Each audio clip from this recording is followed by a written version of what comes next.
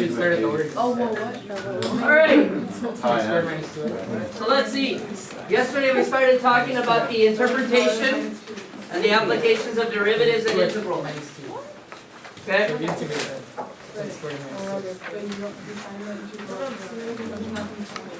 Wait, do we turn this in? Everything was inside. No, those are notes. No, day 55. Well, day 55, yes, teacher did.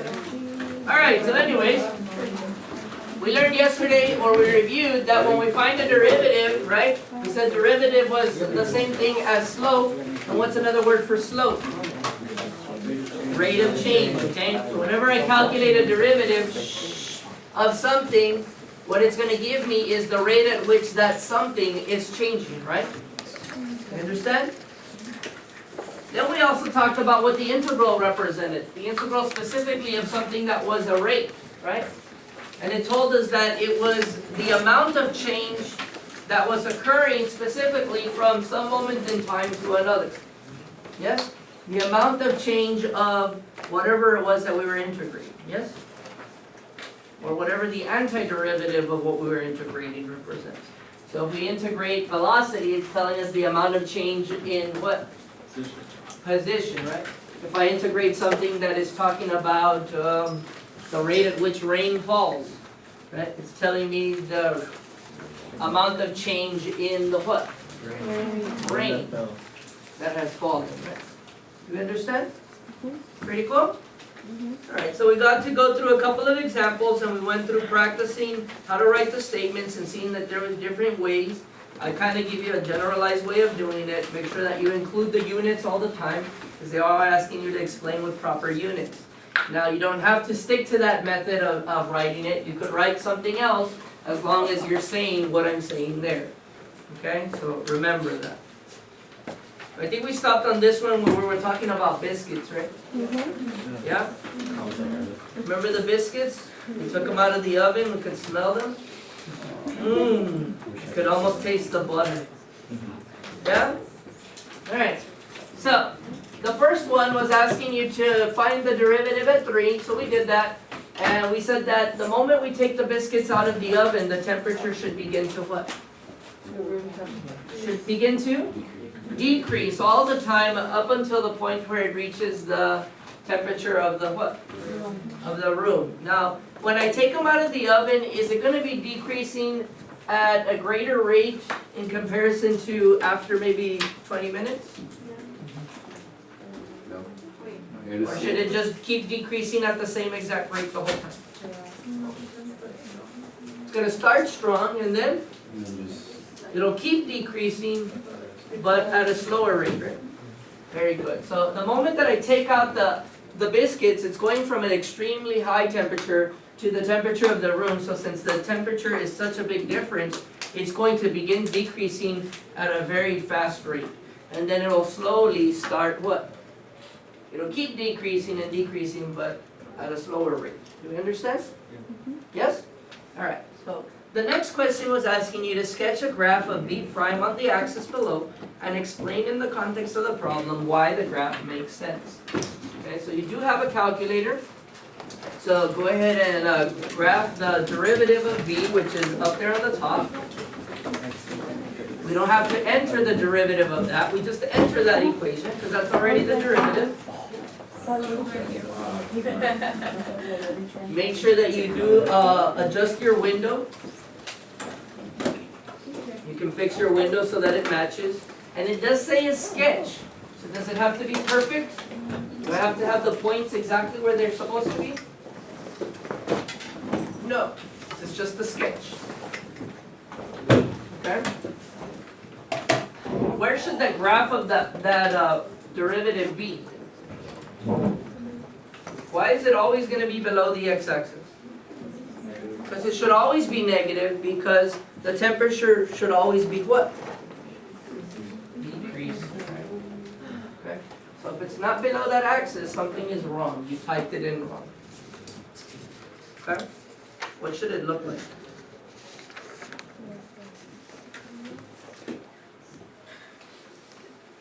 Everybody remember how to adjust the window? Menu 4.1, I think. Okay, what's the scale on this graph? 1, right? Because it's going by 1s on the x's and by 1s on the y's. Set it up, graph it, and draw a sketch. Cool? I think it should look like this, somewhere over here.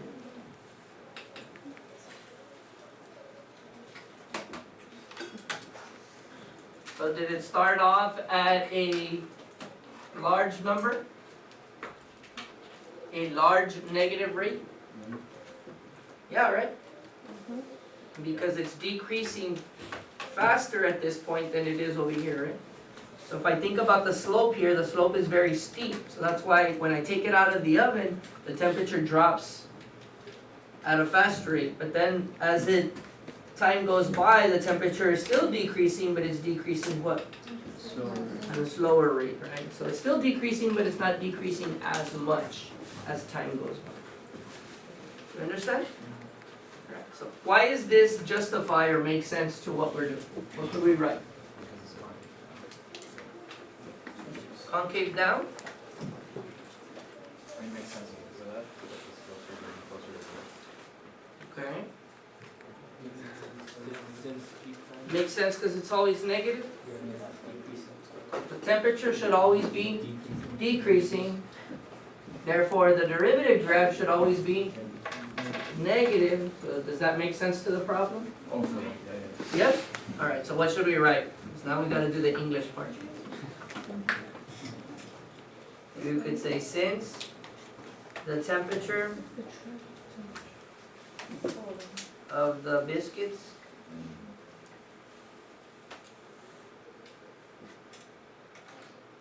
biscuits is what? Or will decrease? Did you put a Q also? Yeah, because I was copying it and then I realized. It's actually supposed to be a C, guys. But anyways, being funny. So since the temperature of the biscuits will decrease, right? Until what? Until it reaches, right?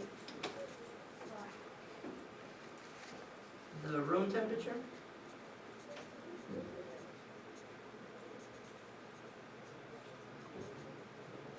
The equilibrium? Then B prime of T should be what?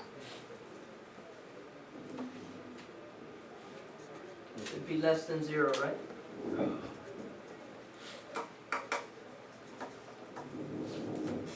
What else could we write?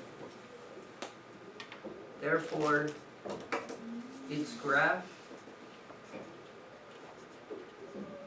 should be below the x-axis. Is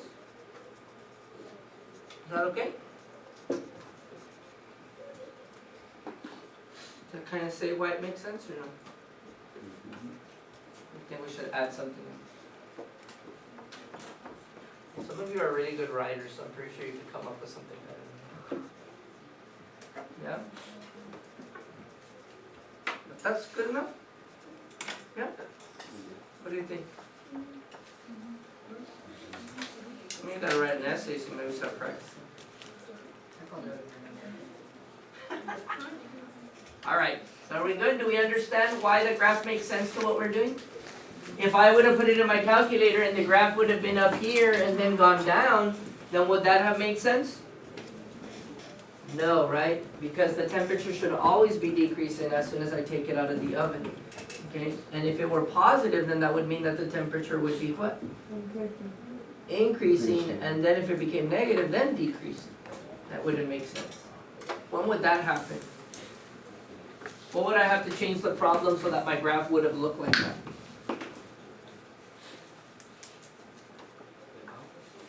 Maybe let's say negative, then positive, then negative.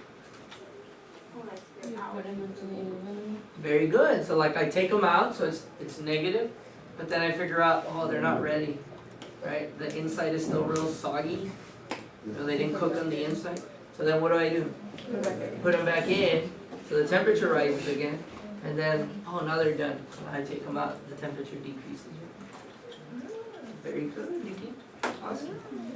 Alright, then that graph would make sense to that particular situation, right? Alright, let's try this last one, okay? It says at time t equals 10, what is the temperature of the biscuits? So what are we looking for ultimately in this problem? B of 10. It's B of 10, right? Yeah. We're not looking for B prime of 10, we want B of 10. So what would I have to do to get B of 10 if I know B prime? Set up an integral, right? Okay, so what would be my integral here? How do I know it's from 0 to 10? Oh, so they tell us B of 0? Yeah. Where? At the very top, right? They said that the moment they took them out, the time started, and they said that was t equals 0. And they said when they took it out, the temperature was what? 100 degrees Celsius, right? Okay, so we can go from 0 to 10.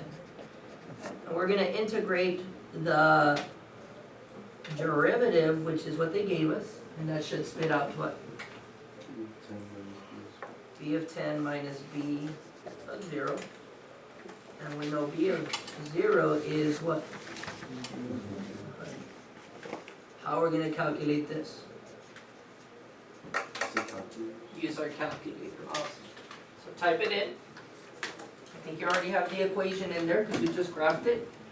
So now instead of actually having to put the whole equation, we can just reference that function, right? Using the vars. So you could say the integral from 0 to 10 of, and then put vars f whatever. Remember that you gotta put the x, okay? And then the dx, and what do we end up with? Negative 65.817. 3 decimals, right, Pablo? Okay. Minimum. You could put more if you want. Why is that negative?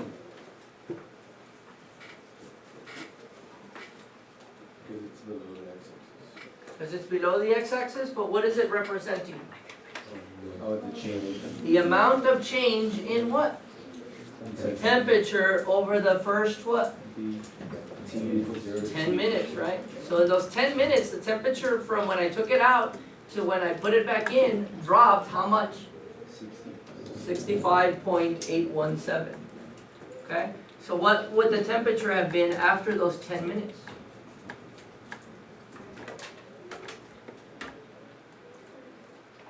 So what does B of 10 equal? 30 what?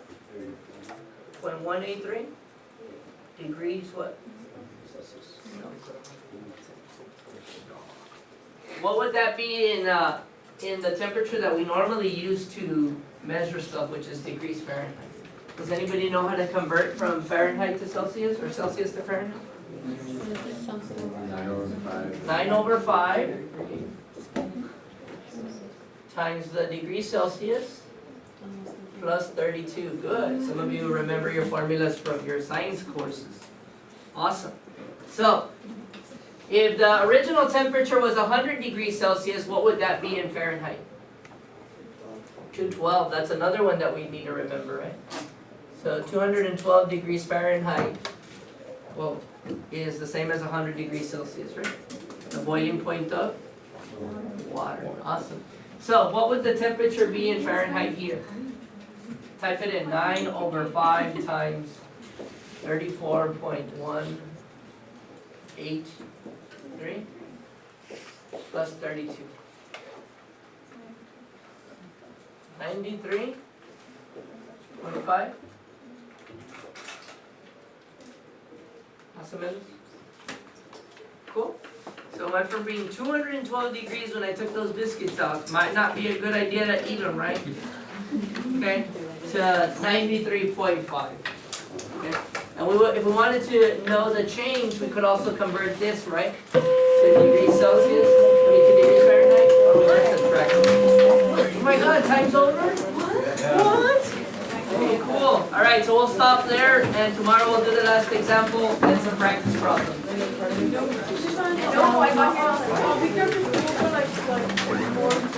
Okay, don't worry, do what you gotta do first.